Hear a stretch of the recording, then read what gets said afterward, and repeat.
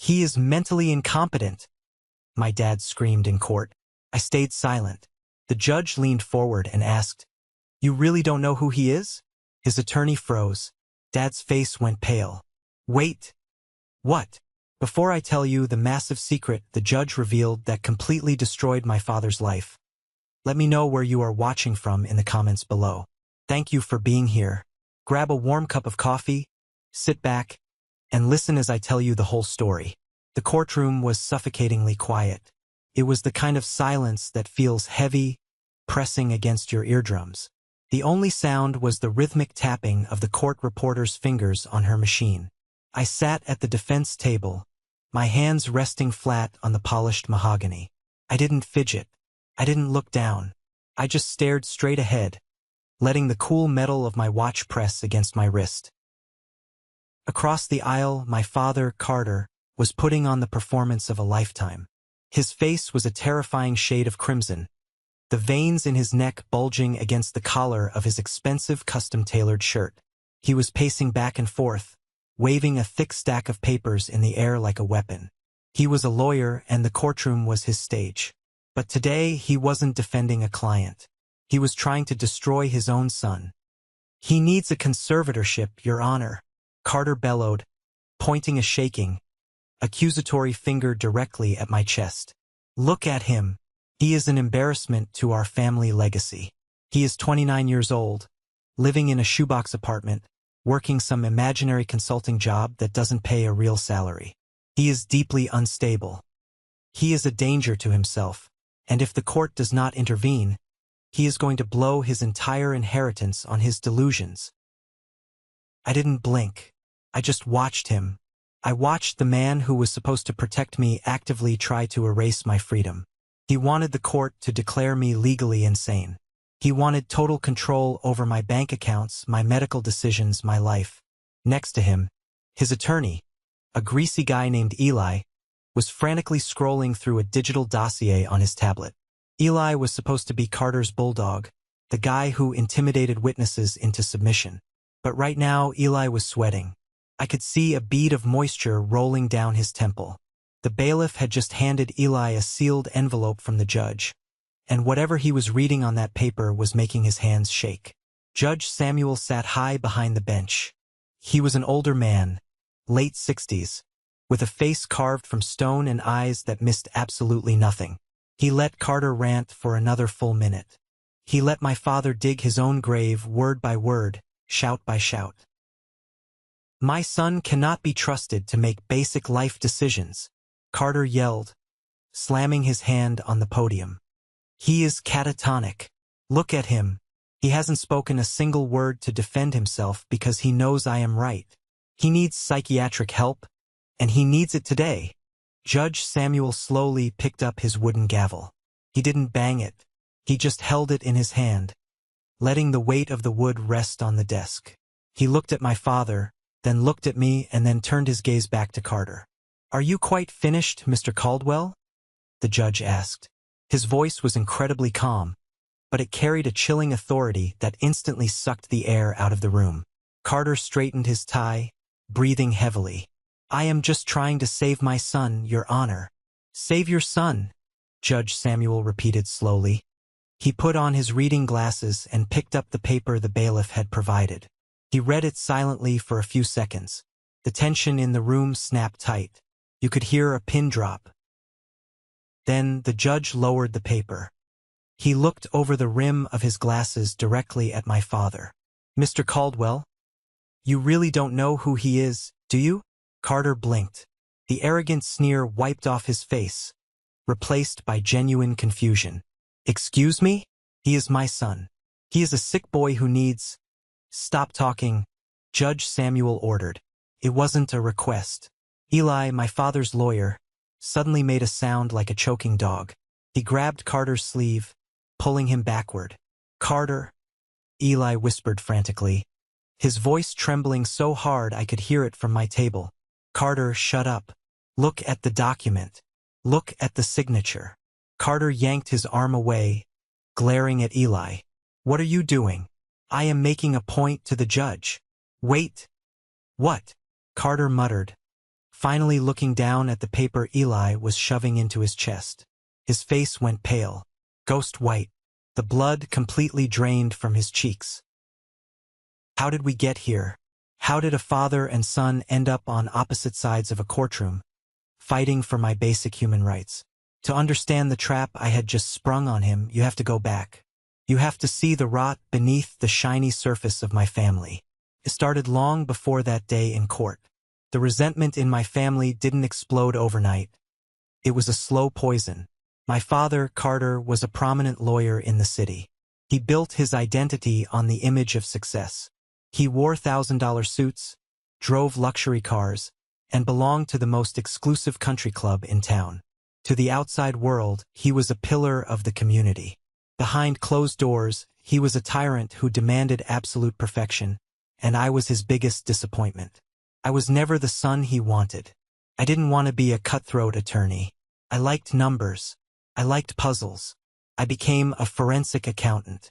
I tracked down missing money, exposed corporate fraud, and audited massive supply chains. It was quiet, behind-the-scenes work. But to Carter, if your name wasn't on a billboard or the front page of the newspaper, you were a nobody. The real star of the family was my older brother, Julian. Julian was the golden child. He was handsome, charming, and possessed an incredible talent for spending money he didn't earn. I remember last Thanksgiving vividly. The dining room smelled like roasted turkey and expensive red wine. My mother, Vivian, had spent the entire week decorating the house to look like a magazine cover. We were all sitting around the long mahogany table.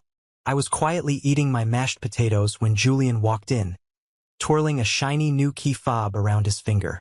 "Just picked her up today," Julian announced, flashing a $1 million smile. "Ferrari 488, cherry red." The dealer practically begged me to take it off the lot. My mother clapped her hands together, her eyes shining with pride. "Oh, Julian, that is wonderful. You work so hard. Sweetie, you deserve to treat yourself." I almost choked on my water. Julian didn't work hard. Julian didn't work at all. He called himself an entrepreneur, which was just a fancy word for launching startup companies that crashed and burned every 6 months, usually taking my father's money down with them. He had never drawn a real salary in his life. Carter raised his glass of scotch, beaming at Julian. "To my eldest son, a man who knows how to command respect on the road and in life." They clinked glasses. Then Carter's eyes slid over to me. The warmth vanished from his face, replaced by that familiar, cold judgment. "And what about you, Mason?" Carter asked, his voice dripping with condescension. "Still playing around with your little spreadsheets? Still doing that consulting thing?" I set my fork down. "I'm a forensic accountant, Dad. I run my own firm now. We just signed a major contract."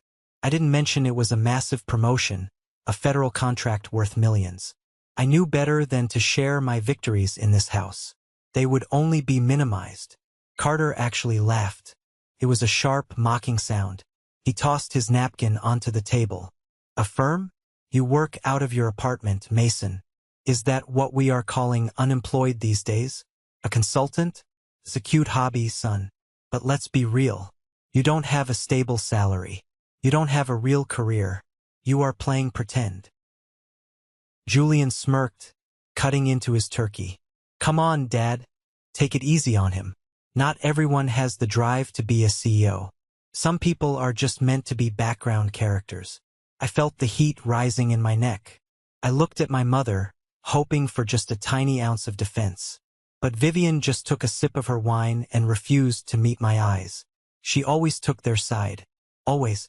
"I'm doing fine," I said quietly, keeping my voice perfectly level. "Doing fine isn't the Caldwell way," Carter snapped. "You are an embarrassment, Mason. A 29-year-old man who can't even afford a decent car. It's pathetic." I didn't argue. I didn't yell. I just picked up my fork and continued eating. Let them think I was a failure. Let them believe I was broke. The truth was, my cute little hobby was bringing in more money in a single month than Carter's law firm made in a year. But I kept my mouth shut. Silence was my armor. The Thanksgiving dinner was just a symptom of a much deeper disease. The real fracture happened a few years earlier, right after my grandmother's funeral. My grandmother was the only person in the family who truly saw me. She knew Carter was a narcissist and she knew Julian was a parasite. When she passed away, the reading of the will dropped a nuclear bomb on the Caldwell family. She left the bulk of her estate, a massive trust fund, an inheritance worth millions, entirely to me. She left Carter a vintage watch, and she left Julian nothing. Zero. The day we found out, Carter threw a glass against the wall in the lawyer's office. He demanded they contest the will. He claimed my grandmother wasn't in her right mind. But the paperwork was ironclad. The money was mine. That inheritance put a target on my back. And Julian was the first one to take a shot. At the time, I was engaged to a woman named Chloe. We had been together for 3 years. She was beautiful, ambitious, and I thought she loved me. But Chloe had a weakness for shiny things and high status. After the funeral, when the tension in the family was at an all-time high, Julian started hanging around my apartment more often. He would show up in his expensive suits, talking about his fake business deals, flashing his credit cards. One Tuesday evening, I came home early from work. The apartment was completely silent. I walked into the bedroom and saw Chloe's closet doors wide open. Half her clothes were gone. Her suitcases were missing. Sitting on the kitchen counter was a folded piece of paper and my engagement ring. The note was brief. "Mason, I'm sorry. I just can't do this anymore. You are too quiet, too stagnant. I need someone with ambition. I'm leaving with Julian." I stood in the empty kitchen for an hour, just staring at the piece of paper. My brother, my own flesh and blood. He didn't even want Chloe. He just wanted to prove he could take something from me. He wanted to punish me for getting the inheritance. I called my mother. I needed someone to talk to, someone to tell me this was wrong. "Mom," I said, my voice cracking. Chloe left me. She moved in with Julian. There was a long pause on the other end of the line. Then Vivian sighed. Not a sigh of sympathy, but a sigh of annoyance. "Well, Mason, you have to look at it from her perspective. Julian has a bright future. He's charismatic. He's going places. You isolate yourself. You can't blame a woman for wanting security." My chest tightened. Security?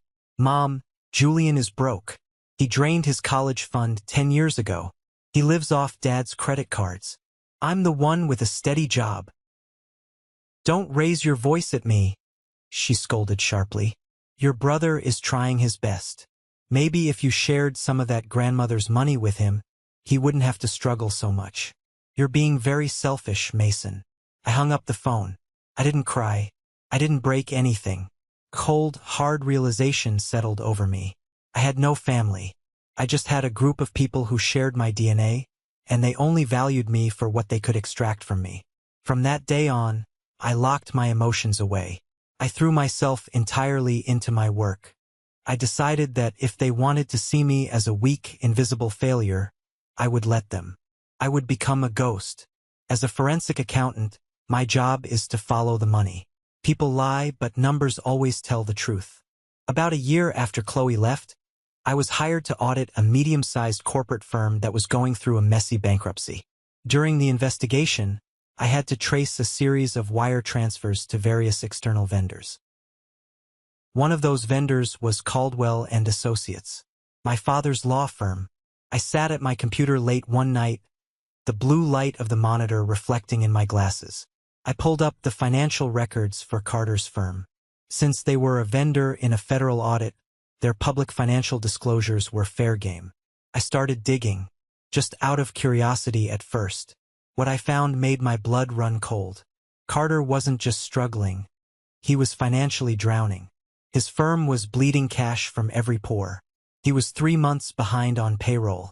He had taken out massive, high-interest loans from shady creditors just to keep the lights on. He was paying off old debt with new debt, a classic Ponzi structure. But the worst part was the malpractice. I dug deeper into the public court records. Carter was losing cases left and right. He had completely botched a massive divorce settlement for a high-profile client because he missed a filing deadline. He was facing 2 separate lawsuits for legal negligence. He was commingling client funds with his operating accounts to pay his personal country club dues. He was a fraud. The expensive suits, the dinners, the cigars, it was all built on a mountain of toxic debt and lies. I wanted to know exactly how deep the hole was. I knew Carter's ego better than anyone. He believed he was the smartest man in any room. He thought he was untouchable. So I tried a simple trick. I accessed the firm's client portal login page. For the username, I typed his email. For the password, I typed Carter1. The screen loaded. Access granted. I leaned back in my chair, disgusted. His password was his own name and the number 1. It was pathetic. I navigated through his internal ledgers. The numbers were catastrophic. He needed at least $500,000 just to avoid bankruptcy and keep his law license from being revoked. He was cornered, and a cornered animal is dangerous. I printed out the ledgers, put them in a secure file on my encrypted hard drive, and logged out. I knew it was only a matter of time before the bomb exploded. A normal father would have called his family, admitted his failures, and asked for help. A humble man would have downsized his lifestyle, sold the big house, and started over. But Carter was not a normal father, and he was definitely not humble. A few weeks later, I went to my parents' house to pick up some old boxes I had left in the attic. The house was quiet. Carter's Porsche wasn't in the driveway, so I assumed they were out. I let myself in with my old key. As I was walking past the heavy oak doors of Carter's home office, I heard voices. The bank rejected the loan extension, Vivian. We are out of options. It was Carter. He sounded exhausted, desperate. I stopped dead in my tracks, pressing my back against the wall in the hallway. What about Julian? Vivian asked, her voice trembling. Can he ask some of his investor friends? Carter scoffed loudly. Julian doesn't have any investor friends. He's an idiot who just bought a Ferrari on my credit line. The bank is threatening to foreclose on this house. Vivian. If the Bar Association finds out about the client funds, I will go to prison. Silence hung in the air. Then my mother spoke again. Her voice dropped to a sinister whisper. What about Mason? My heart hammered in my chest. Mason won't give me a dime, Carter growled. He's too stingy. He's sitting on millions from his grandmother's inheritance, living like a rat in that downtown apartment, and he won't even help his own father. I didn't say we should ask him, Vivian said coldly. I'm saying, Mason hasn't been acting right lately, Carter. He's withdrawn. He doesn't socialize. He works weird hours. He's clearly depressed. Maybe even delusional. I squeezed my eyes shut. I knew exactly where she was going with this. If he is legally incapacitated, Vivian continued smoothly, as his next of kin, you would be granted power of attorney. You could take control of the trust fund. You could manage the inheritance for his own good. We could save the house, save your firm, and get Mason the help he needs. Carter didn't object. He didn't say, no, he's my son, I won't do that. Instead, I heard the sound of ice clinking against a glass. Dr. David owes me a favor, Carter said slowly. I got him out of that messy malpractice suit 5 years ago. He's a licensed psychiatrist. If he signs an affidavit stating Mason is a danger to himself, we call the police. Vivian finished the thought. A 51-50 hold. 3 days in a psychiatric ward. Long enough for you to file an emergency conservatorship with Judge Samuel. I couldn't listen anymore. I backed away silently, my rubber-soled shoes making no noise on the hardwood floor. I slipped out the front door and walked to my car. My hands were shaking, not from fear, but from a rage so pure and white-hot it burned my throat. My own parents, my mother and father were plotting to lock me in a psychiatric hospital, strip away my human rights, and steal my inheritance just to pay off their own greedy mistakes. They thought I was weak. They thought I was a quiet, passive little boy who would just break down and surrender. They had no idea who they were dealing with. They wanted a war. I was going to give them a massacre. It happened on a Tuesday. The rain was coming down in sheets, beating against the windows of my apartment. I was sitting at my kitchen island at 11:30 p.m., drinking black coffee and running a complex data analysis for a new tech client. My apartment was spotless, quiet, and completely normal. Suddenly, a heavy, aggressive pounding echoed through my front door. It wasn't a friendly knock. It was the kind of knock that demanded entry. I frowned, saving my work on the laptop. I walked to the door and looked through the peephole. Standing in the dimly lit hallway were two police officers. One of them had his hand resting near his duty belt. I unlocked the deadbolt and opened the door. "Can I help you, officers?" I asked, keeping my voice calm and polite. The older officer, a guy with a thick mustache and a nameplate that read Wyatt, looked me up and down. His eyes darted past my shoulder, scanning my apartment for signs of chaos. "Mason Caldwell?" "Yes, that's me." Officer Wyatt pulled a folded yellow document from his jacket pocket. "Mr. Caldwell, we received an emergency call from your family. We have a 5,150 involuntary psychiatric hold order signed by a licensed physician. We need you to step out into the hallway and come with us." The air left my lungs. Even though I knew they were planning something, hearing the words out loud felt like getting hit in the chest with a sledgehammer. A 5150 hold. They actually did it. They actually pulled the trigger. "A psychiatric hold?" I repeated, making sure to keep my hands visible and open. "Officer, I assure you there has been a massive misunderstanding. I am perfectly fine." The younger officer stepped forward, his face stern. "Sir, the affidavit states you are suffering from severe delusions, that you are a threat to your own safety, and that you have been displaying erratic, violent behavior. We don't want any trouble. Please just come quietly to the hospital for an evaluation." Violent behavior? I hadn't raised my voice in 3 years. "May I see the document, please?" I asked. Wyatt hesitated, then handed me the paper. I read the terrifying words printed on the official letterhead. Patient exhibits severe paranoid schizophrenia, severe financial delusions, immediate risk of self-harm. Recommendation: 72-hour involuntary committal. If they took me tonight, Carter would be in front of a judge by tomorrow morning. He would freeze my accounts. He would drain my inheritance. I would be trapped in a sterile room, pumped full of sedatives, while my family dismantled my life. I felt a cold sweat break out on my neck. I was standing on the absolute edge of the abyss. One wrong move, one raised voice, one sign of panic, and the cops would tackle me to the floor and drag me out in handcuffs. That would be all the proof Carter needed to show the court I was unhinged. I took a slow, deep breath. I let the analytical, forensic side of my brain take complete control. "Officer Wyatt," I said, my voice steady, professional, and entirely rational. "I understand you are just doing your job, but please look at me. Look at my apartment." I stepped aside, gesturing to the brightly lit, perfectly organized living room. "I am currently in the middle of a conference call with overseas clients. I don't drink. I don't do drugs. This report is a malicious fabrication filed by my father, who is currently facing bankruptcy and is trying to seize my grandfather's trust fund." Wyatt frowned, looking at my clean apartment, the glowing laptop with financial charts, and my calm demeanor. He looked at the yellow paper, then back at me. He was starting to doubt the call.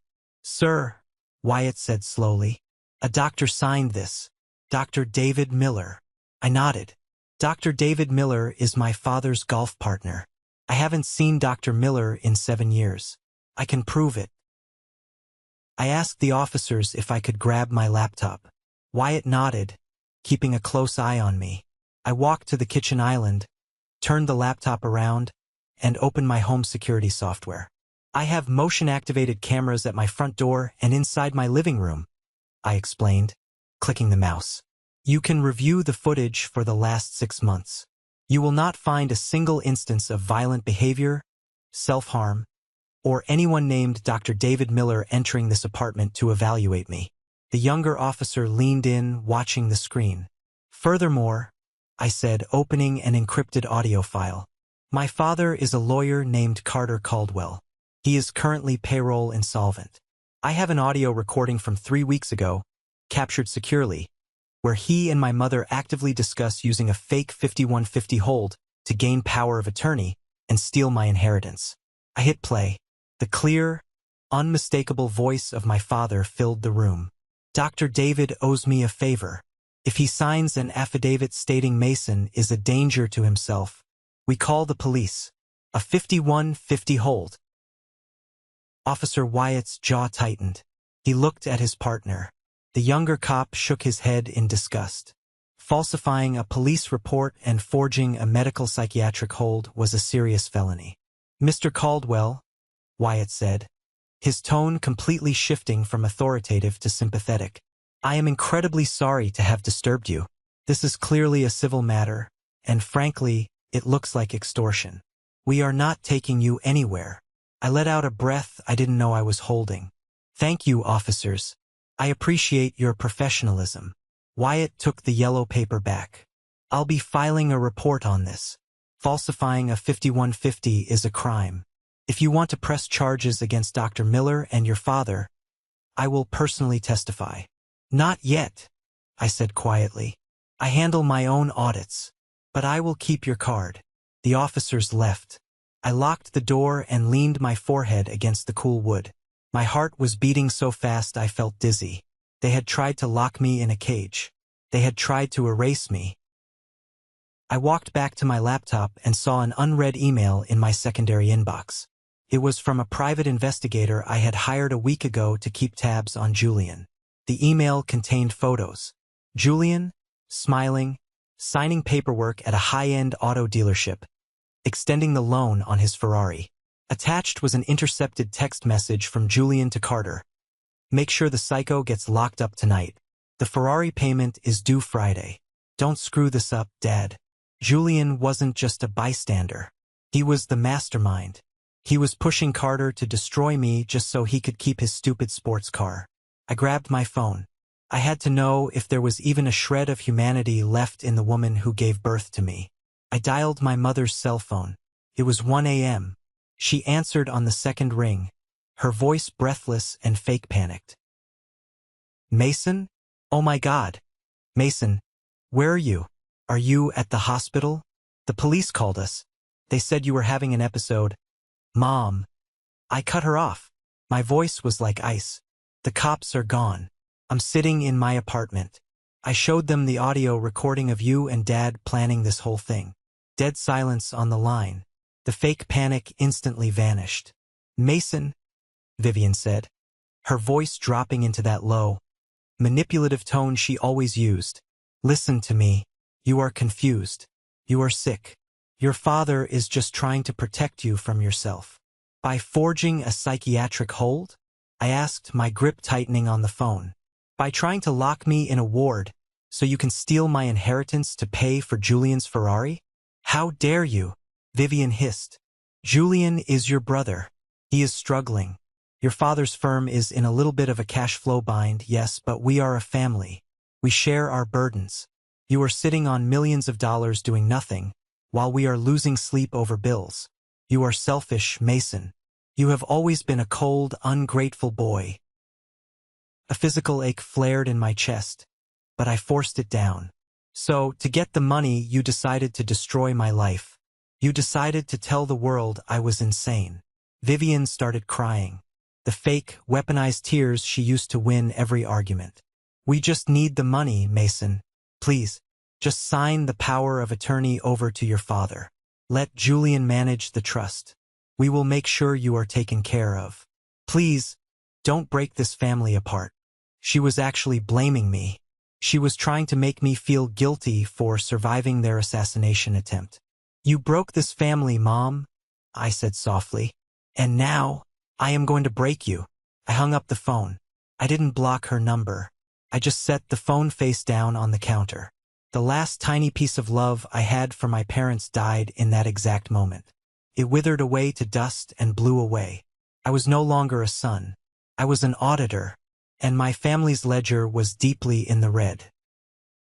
I didn't sleep that night.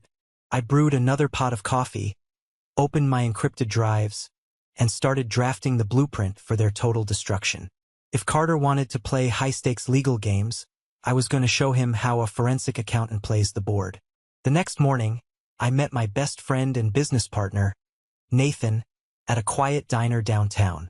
Nathan was a brilliant corporate strategist, the kind of guy who could find a legal loophole in a brick wall.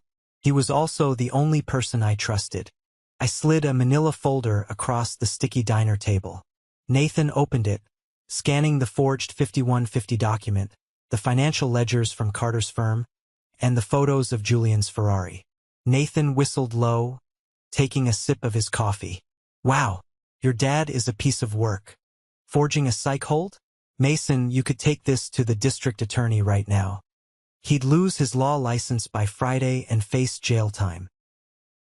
"Too fast," I said, staring out the window at the rainy street. "Jail is too easy. If I just turn him in, he plays the martyr. He goes on the news, cries about his sick son framing him, and files for bankruptcy. He escapes the debt. Julian keeps the car. Vivian plays the victim. No." I looked back at Nathan, my eyes dead serious. "I don't just want him disbarred. I want to take everything he values. I want the firm. I want the house. I want the cars. I want to humiliate him so profoundly that he can never look down on anyone ever again." Nathan grinned. It was a dangerous, predatory smile. "Okay, I'm listening. What's the play?" "We are incorporating a new holding company," I said, pulling out a fresh legal pad. "Today. Fast-track it through Delaware. Hide the ownership structure behind two shell LLCs. Total anonymity." "What are we calling it?" Nathan asked, clicking his pen. "Vanguard Holdings," I replied. "Vanguard will be a private equity firm. And Vanguard's first official business move will be acquiring toxic debt in the legal sector." Nathan stopped writing. He looked up at me, his eyes wide as he realized what I was suggesting. "Mason, you want to buy your dad's debt?" "Not just buy it," I said. "I want to own him." I hired Detective Gray, a private investigator. He found out Carter is defaulting on a massive loan with First National Bank. The bank is getting ready to call the loan and seize the firm's assets. Carter is desperate for a lifeline. We are going to throw him an anvil disguised as a life preserver. We spent the next 4 hours mapping out the corporate structure. We registered Vanguard Holdings. I wired $3 million of my grandmother's inheritance into Vanguard's operating accounts. I wasn't blowing the money. I was investing it in karma. By noon, Vanguard was a real, legally binding corporate entity. By 2 p.m., I had a meeting scheduled with the director of First National Bank. The bank director's name was Matthew. He was a balding man in a cheap suit who looked like he hadn't slept in a week. When I walked into his office representing Vanguard Holdings, he looked at me with skepticism. But when I showed him the proof of funds, his attitude completely changed. "Mr. Caldwell," Matthew said, sweating nervously, "I have to be honest. The debt portfolio for Caldwell and Associates is toxic waste. Carter Caldwell is completely unreliable. He misses payments, he threatens my loan officers with lawsuits, and his firm is practically insolvent. Why would a private equity group want to buy this garbage? Vanguard sees potential in distressed assets." I lied smoothly, sitting comfortably in the leather chair. "We specialize in aggressive restructuring. We are willing to buy the entire debt portfolio, all his loans, his credit lines, the mortgage on his office equipment, at 90 cents on the dollar. Cash. Today." Matthew looked like he was going to cry tears of joy. He was the unexpected traitor in Carter's life. The guy who smiled in Carter's face but was willing to sell him out to a stranger in a heartbeat just to clear his own spreadsheet. "I'll have the transfer papers drawn up immediately," Matthew said, shaking my hand vigorously. Within 48 hours, the transaction was complete. First National Bank was out of the picture. Vanguard Holdings was now the sole creditor for Caldwell and Associates. Every computer, every desk, every client file in my father's office legally had a lien on it owned by me. But I knew Carter. If he found out his debt was sold to a faceless corporation, he might panic and file for Chapter 11 bankruptcy to protect himself. I needed him comfortable. I needed him arrogant. I needed him to think he was winning. So I had Nathan, acting as the COO of Vanguard, make a phone call to Carter. Nathan pitched Carter a fairy tale. He told Carter that Vanguard was an angel investor group looking to back aggressive, high-profile lawyers. He told Carter that Vanguard admired his legal mind and wanted to inject fresh capital into his firm to help him expand. Carter swallowed the bait whole. His massive ego wouldn't let him question why a mysterious firm wanted to give him money. He just assumed the universe was finally recognizing his genius. 2 days later, Nathan sent the contract over to Carter's office. It was a proposal for a $650,000 cash injection. It looked like a standard private equity investment, but the devil was entirely in the details. I drafted the contract myself. I used my knowledge of corporate law to bury a massive, lethal trap in the fine print. Paragraph 12, Section B. It was a cross-collateralization clause combined with a personal guarantee. It basically stated that if the firm defaulted on the loan, or if the guarantor Carter committed an act of moral turpitude or public disparagement against Vanguard or its agents, the debt would instantly accelerate. It meant the entire $650,000, plus all the old debt Vanguard bought from the bank, would be due within 24 hours. And because of the personal guarantee, if the firm couldn't pay, Vanguard had the right to seize Carter's personal assets, his pension, his house, Vivian's jewelry, and, most importantly, Julian's precious Ferrari, which Carter had co-signed for. I sat in my apartment watching the secure digital portal. I saw the notification pop up. Document opened by C. Caldwell. 10 minutes later, another notification. Document signed. He didn't even read it. He didn't have his bulldog lawyer, Eli, review the clauses. Carter was so blinded by his own greed, so desperate for the cash, that he just scrolled to the bottom and slapped his digital signature on his own death warrant. I authorized the wire transfer. $650,000 hit Carter's operating account. What did he do with the money? Did he pay the employees he owed? Did he settle the malpractice lawsuits? No. My private investigator, Gray, sent me photos the next day. Carter used the money to pay for a massive renovation of his country club locker room to impress his friends. He bought Vivian a diamond necklace. He paid off the late fees on Julian's Ferrari. He was partying with my money. He was celebrating his victory, completely unaware that he had just wrapped a titanium noose around his own neck and handed me the rope. With the financial trap set, I needed to secure the physical battlefield. Carter's law firm rented the entire third floor of an old, historic downtown building called the Meridian. It was an aging brick structure, slightly run down, but it had good bones. Carter always complained about the building, mocking it as a dump, but he stayed because the rent was cheap. I contacted a commercial real estate broker named Luke. I instructed Luke to approach the owner of the Meridian on behalf of Vanguard Real Estate, a subsidiary I created. We made a cash offer that was 20% above market value. The owner accepted immediately. Within a month, Vanguard owned the building. I owned the building. I fired the old, lazy property management company and hired a strict, aggressive new team. I spent $500,000 renovating the lobby, upgrading the security systems, and fixing the elevators. But the most important renovation was the top floor, the penthouse suite. I gutted the penthouse and built a massive, modern, state-of-the-art office and living space for myself. It had floor-to-ceiling windows, biometric locks, and a private elevator. I moved out of my small apartment and moved into the Meridian. I was literally living right above my father's head. I would stand by my window with a cup of coffee, looking down at the street below. Every morning at 8:30 a.m., I watched Carter pull up in his leased BMW. I watched him bark orders at the valet. I watched him strut into the building like he owned the place. He had no idea that the roof over his head, the floor beneath his Italian leather shoes, and the very air conditioning he was breathing all belonged to the son he had tried to lock in an asylum. To throw him off my scent, I kept a small mailbox in the lobby, Unit 4B.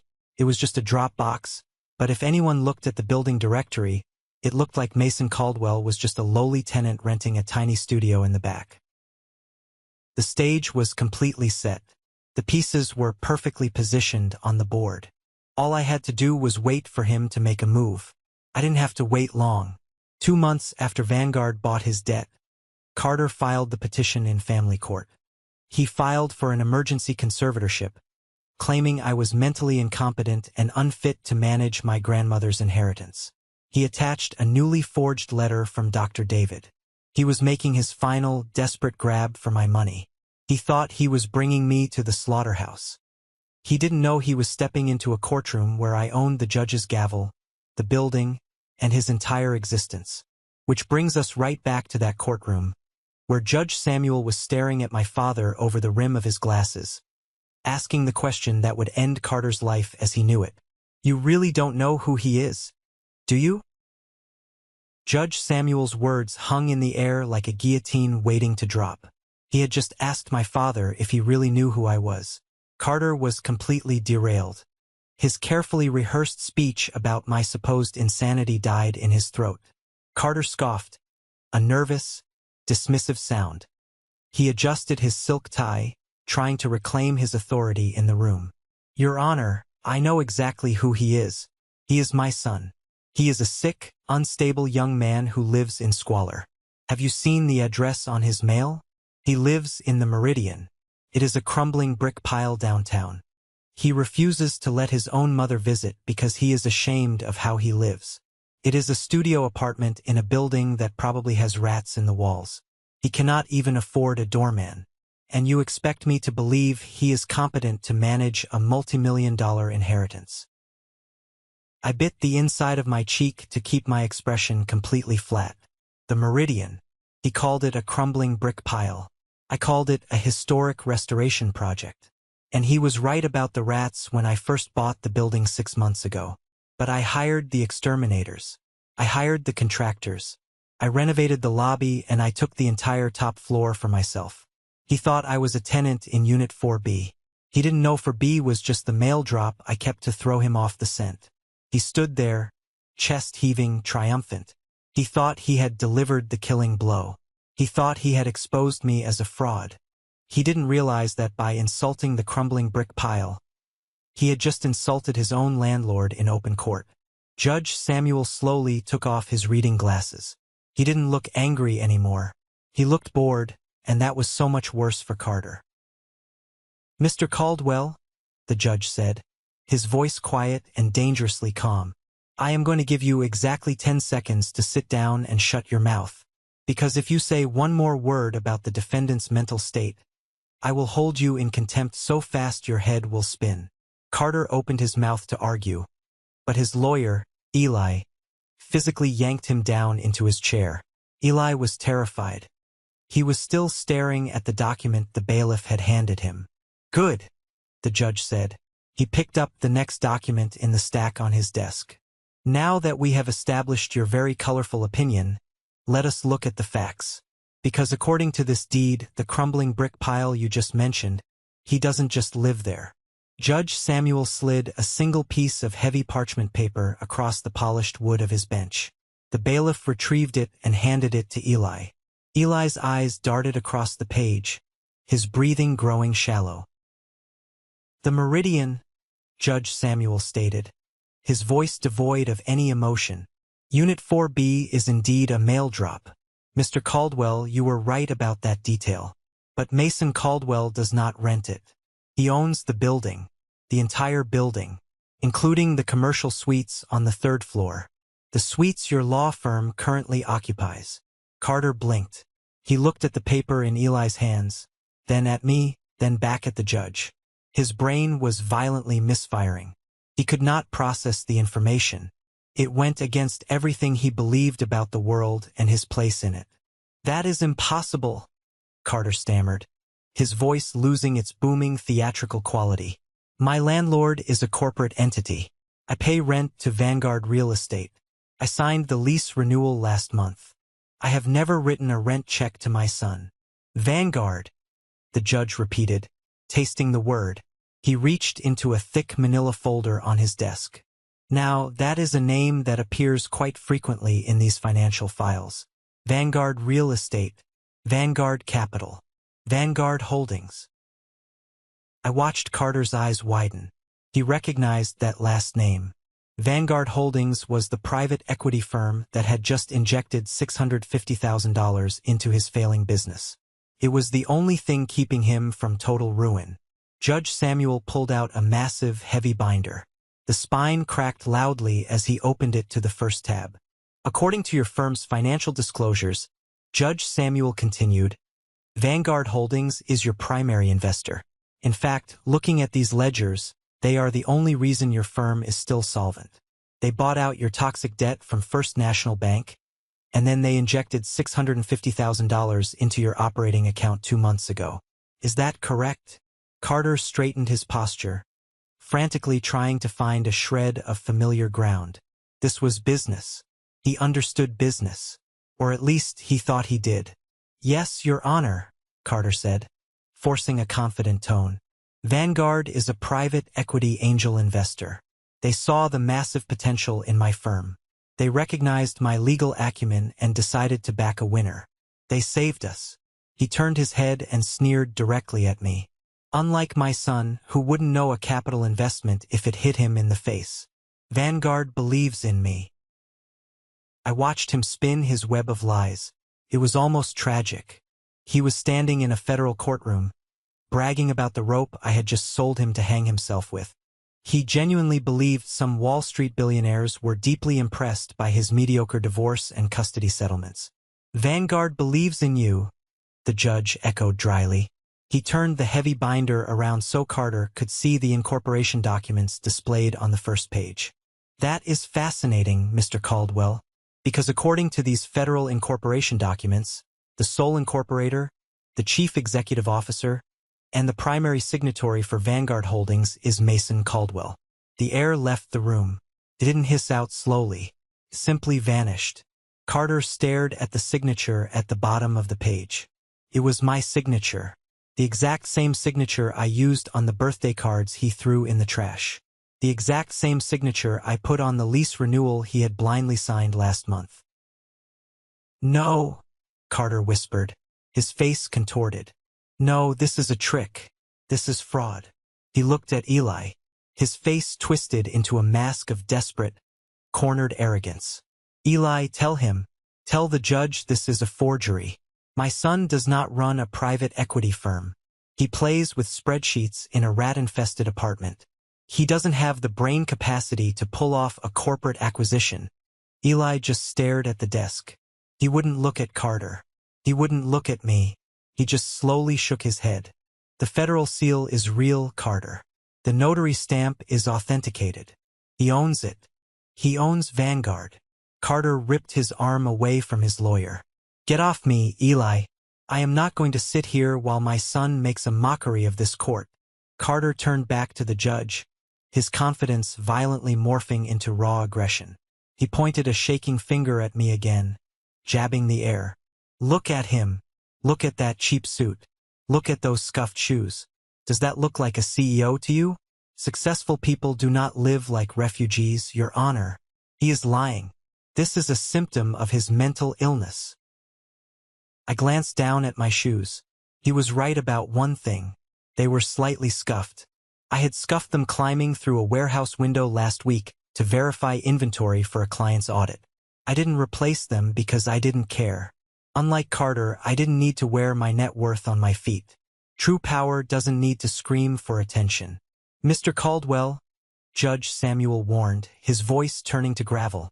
I will not warn you again about your outbursts. But Carter was entirely beyond reason now. The reality of the situation was too devastating for his ego to accept.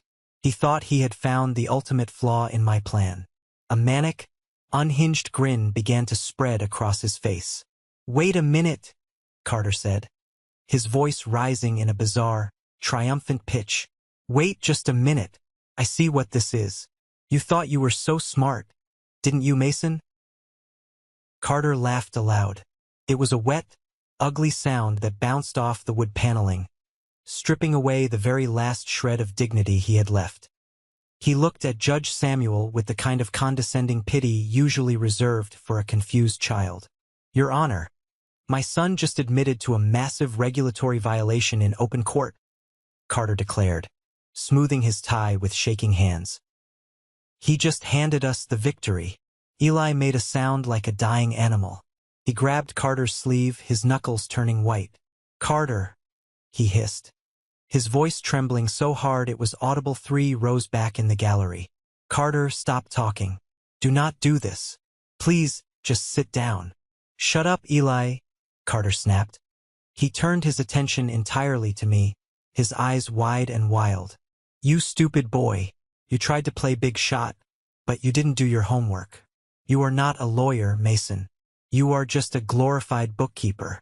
And according to the American Bar Association, Rule 5.4, non-lawyers cannot hold equity in a legal practice. It is strictly illegal. Carter slammed his hand on the table, leaning forward as if he were delivering a closing argument to a jury. You cannot own my firm. The entire contract is void. You just broke the law to pretend you were important. I am going to have you investigated for fraud. I will take every penny of that inheritance you stole from Julian and me, and I will see you behind bars. He looked up at the judge, practically vibrating with victory. Dismiss this fake corporation, Your Honor. Rule 5.4 protects me. He is not my boss. He is a criminal. I didn't move. I didn't flinch. I let his words echo in the silent room. I let him taste the absolute peak of his false victory. Then, I leaned forward, resting my elbows on the defense table. For the first time that morning, I spoke. You are right, Carter, I said softly, my voice perfectly steady. Carter's manic grin widened. He thought I was surrendering. I stood up. I walked slowly around the defense table, my heels clicking on the hardwood floor with a deliberate, rhythmic sound. Eli shrank back in his chair as I approached, clutching his briefcase against his chest like a shield. But Carter didn't retreat. He puffed out his chest, still clinging desperately to his delusion that a legal technicality would save him. I stopped right in front of him. I was close enough to smell the stale scotch on his breath from the night before, close enough to see the heavy sweat beading on his upper lip. I cannot own equity in your law firm, I said, my voice cutting through the stale air of the courtroom like a scalpel. I know Rule 5.4. I memorized the ABA model rules before I even filed the paperwork to incorporate Vanguard. But you didn't read the contract you signed last month, did you? Carter's smile faltered. A microscopic flicker of doubt crossed his eyes. What are you talking about? You bought the firm. I didn't invest in you, Carter, I said cold and clear. I bought your debt. I motioned to the judge. Judge Samuel nodded and handed me the thick file of loan agreements. I tossed the heavy file onto the table right in front of Carter. It landed with a loud thud. 2 years ago, you were drowning, I continued, pacing slowly in front of him. 3 banks had rejected your loan applications. You were completely payroll insolvent. You were about to lose your license for commingling client funds to pay your country club dues. You lost that massive custody battle because you were too busy playing golf to file the paperwork. You were a dead man walking. Carter's face twitched violently. That was temporary. A cash flow issue. It wasn't equity, I said evenly, staring directly into his eyes. It was insolvency. Vanguard bought your bank loan, your credit line, and the lien on your office equipment. Then, we extended you $650,000 on a senior secured basis. I am not your business partner, Carter. I am your senior secured creditor. I don't own your firm. I own the collateral. Eli put his head in his hands. He understood perfectly. Every chair, every laptop, every single client file belongs to me if you default on the loan, I said. I reached down, flipped open the contract on the table, and pointed to a specific highlighted section. Paragraph 12. Section B. Default on character. It is a standard moral turpitude and disparagement clause. Insulting your guarantor or questioning their competency in a recorded public hearing triggers immediate acceleration of the debt. I tapped the paper. You just spent the last 20 minutes calling me mentally incompetent, an embarrassment, and a fraud on the official court record. You defaulted. The loan is due. All of it. I checked my watch. Right now. Carter's face drained of the last drop of color. He looked like he was going to vomit. I don't have that money. You know I don't have that money. I have 12 grand in the operating account and a maxed out credit card. I turned to the judge. Your Honor, as the sole proprietor of Vanguard Holdings, I am officially calling the loan. I request an immediate enforcement order to seize all corporate assets of Caldwell and Associates to satisfy the debt. Eli rose to his feet, his voice shaking. Your Honor, please. If he takes the equipment and the files, the firm dies today. My clients will be ruined. I accept your resignation, Eli, I said flatly without looking at him. Carter finally exploded. The polished lawyer facade completely shattered. He looked like a trapped animal. He grabbed his phone from the table, his thumbs flying across the screen. I planned for this, Carter shouted, his voice cracking with hysteria. I knew you were plotting a takeover. I have a server failsafe. I am filing Chapter 7 bankruptcy right now.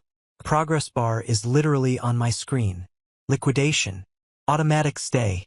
You get nothing, Mason. The firm is dead. But you cannot touch me. He leaned back, breathing heavily, gripping the phone. Checkmate, he thought. Bankruptcy protects the company from creditors. I just shook my head. It was almost sad how predictable he was. I reached into my inside jacket pocket and pulled out one last sheet of paper. Bankruptcy protects companies, Carter, I said quietly. It does not protect guarantors. Carter blinked, the phone freezing in his hand. What? You didn't read the fine print? I said, placing the paper on top of his phone. Paragraph 4, Section C. Cross-collateralization with a personal guarantee. You were so desperate for the cash you signed a personal guarantee. If the business goes bankrupt and the assets do not cover the debt, the remaining balance transfers directly to your personal estate. Total, crushing silence fell over the room. You didn't bankrupt the firm, Carter, I said, delivering the final blow. You bankrupted yourself. I now have legal claims on your house, the vacation cottage, your retirement pension, your country club membership, and, of course, the loan you co-signed for Julian's Ferrari. I leaned in close so only he could hear me. I own you. Judge Samuel brought his wooden gavel down with a sharp, echoing crack. This hearing is dismissed with prejudice. The petition for conservatorship is denied. Asset seizure for Vanguard Holdings is granted. Mr. Caldwell, you have 24 hours to vacate your personal residence. Commercial eviction at the Meridian is immediate. Eli packed up his briefcase and practically sprinted out of the courtroom without saying a single word to his client. Carter remained frozen in his chair, small, stunned, and completely broken. He stared blindly at the wall, watching the illusion of his grand legacy evaporate into thin air. This is the moment that changes everything, the moment I finally took back control of my life. Thank you so much for your patience and for staying with me until now. You've been amazing. Please give this video a like and comment 1 below to let me know you've made it this far. Not only does this help more people find this story, but it also lets me know that my experiences truly mean something to someone. Your support is my greatest motivation to keep sharing the rest of this journey. I walked out of the courtroom without looking back. My shoes clicked against the marble floors of the hallway, a steady rhythm of closure. I didn't feel a massive rush of adrenaline or overwhelming triumph.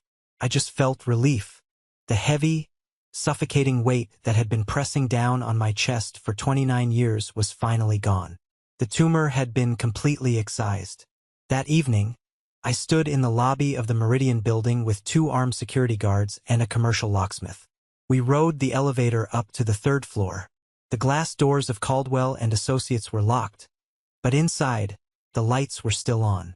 I watched without emotion as the locksmith drilled out the heavy brass lock. The door swung open. The office was empty. Carter hadn't even bothered to come back to pack up his personal desk. He had just run. I walked over to the receptionist's desk. Mounted on the wall was a heavy bronze nameplate that read, Carter Caldwell Senior Partner. I grabbed the edge of the plate and pulled. It ripped off the drywall with a satisfying crunch. I dropped the heavy metal plate into a cardboard liquidation box on the floor. The liquidation team would handle the rest tomorrow. They would auction off the leather chairs, the mahogany desks, the computers. I wouldn't profit from this, and I didn't care. The $650,000 I spent wasn't a business investment. It was the price of my absolute freedom. My phone buzzed in my pocket. I pulled it out. The caller ID flashed, Julian. I answered it, putting the phone to my ear but remaining silent. Mason! Julian screamed into the receiver. He sounded hysterical, completely unhinged. Background noise indicated he was standing on a street corner. Mason, what the hell did you do? A tow truck just pulled up to my apartment. They took the Ferrari. They showed me a repo order with Vanguard's name on it. You cannot do this. I need that car. You don't need a Ferrari, Julian, I said calmly. You need a job. The free ride is over. You vindictive psycho, Julian yelled, his voice cracking. Dad is having a breakdown. Mom is packing suitcases. They are taking the house, Mason. Our house. You have to fix this. Call the bank. Tell them it was a mistake. It wasn't a mistake, I replied. It was an audit, and your accounts are completely drained. I hung up the phone. A second later, a text message popped up from Vivian. It was a long block of text filled with crying emojis. Mason, please. You are destroying your family. We have nowhere to go.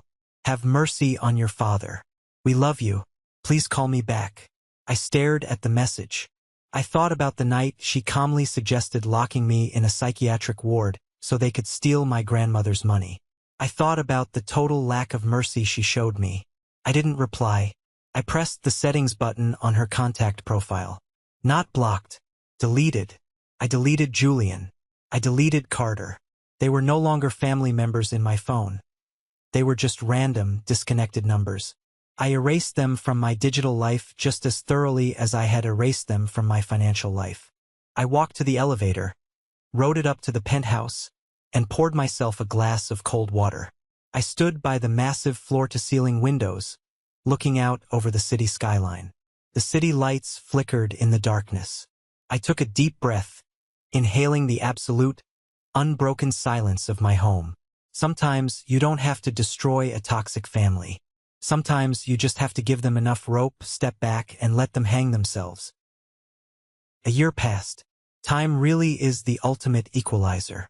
Without the constant drain of Carter's manipulations and Vivian's emotional guilt trips, my life accelerated in ways I never thought possible. Vanguard Holdings evolved from a shell company designed for revenge into a legitimate, highly profitable corporate auditing firm. Nathan and I expanded our operations. We moved out of the Meridian building and leased a massive commercial space in the financial district. We hired a staff of 50 accountants and legal analysts. My federal contracts doubled. I wasn't just surviving anymore. I was thriving. I still lived in the penthouse at the Meridian. I liked the building. It was a physical reminder of where I started and what I had overcome. I kept Unit 4B as a mail drop just for the irony of it. I spent my weekends reading, traveling, and occasionally playing terrible rounds of golf with Nathan. I didn't buy a fleet of sports cars. I upgraded my old sedan to a reliable SUV, but that was it. True wealth isn't about showing off.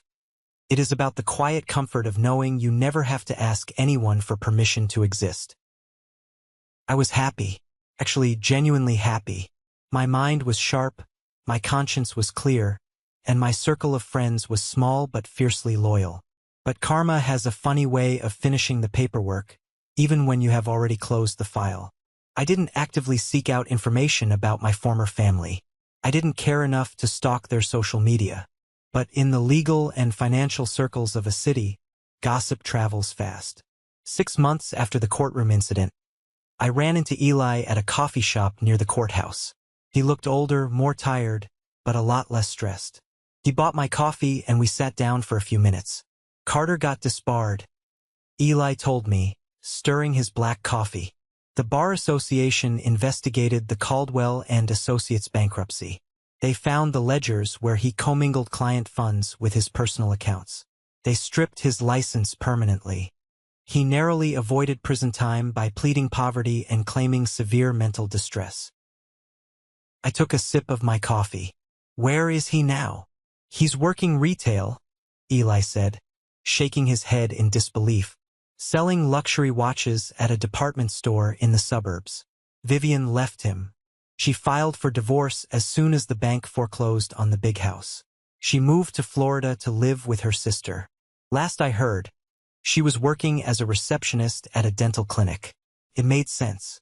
Vivian loved the status of being a wealthy lawyer's wife. Without the money, Carter was useless to her. And Julian? I asked. Eli chuckled darkly. Julian crashed and burned. After you repossessed the Ferrari, Chloe dumped him. She realized he was completely broke. Julian tried to launch another fake tech startup, but nobody would fund him without his dad's signature. He's currently waiting tables at a steakhouse downtown and living in a rented room. I nodded slowly. It wasn't a tragedy. It was just gravity. They had built their entire lives on a foundation of lies, entitlement, and stolen money. Once the foundation was removed, the collapse was inevitable. And as for Dr. David, the golf buddy who falsified my medical records, Officer Wyatt kept his promise. An anonymous tip containing the audio recording of Carter's plot was mailed to the state medical board. Dr. David's license was suspended, pending a massive federal investigation into insurance fraud. He would never practice medicine again. I thanked Eli for the coffee and walked back to my office. I didn't feel the need to gloat. The ledger was perfectly balanced. People often ask me if I regret what I did. They ask if I ever feel guilty for dismantling my own family. Society teaches us that blood is thicker than water, that you have to forgive your parents no matter what they do to you. But I learned a very different lesson. Respect is a two-way street, and love should never be a weapon used to control you. Carter and Vivian didn't see me as a son. They saw me as an ATM. They saw me as an obstacle to their own selfish desires. When they tried to strip away my sanity and my freedom, they broke the social contract of family. I didn't destroy them. I simply stopped being their victim. I used the very tools Carter worshipped, money, contracts, and the law, to reflect his true nature back at him. Power isn't about screaming the loudest in a courtroom. Power isn't a shiny red Ferrari or a country club membership paid for with stolen money. Real power is the quiet, unbreakable confidence that comes from knowing exactly who you are and what you are capable of building with your own two hands. Real power is standing in a storm, completely silent, watching the people who tried to break you shatter against your walls. I am Mason Caldwell. I am not an embarrassment. I am not mentally incompetent. I am a man who rebuilt his life from the ashes of a burning bridge. And the view from the top of the Meridian is absolutely beautiful. Thank you for sticking around and listening to my story. I know it was a long journey, but I appreciate every single one of you who stayed with me. I hope this resonated with you in some way. Family dynamics can be incredibly complicated, and sometimes the hardest thing to do is to walk away from the people you are supposed to trust the most. Have you ever found yourself in a similar situation? Have you ever had to draw a hard line to protect your own peace and your own future? Let me know down in the comments. I read as many as I can. Now, for those of you who made it to the very end, I have a special request. I call this the 1% Club. If you are still listening, I want you to go down to the comments and type the letter W. W stands for winner. It is a secret sign to let me know you are part of the amazing group of people who have the attention span and the heart to listen to a story from beginning to end. You guys are the real winners. If you enjoyed this story, please hit that like button, and don't forget to follow the channel so we can continue this journey together. I have many more stories to share. Until next time, stay strong, trust your instincts, and never let anyone tell you what your worth is.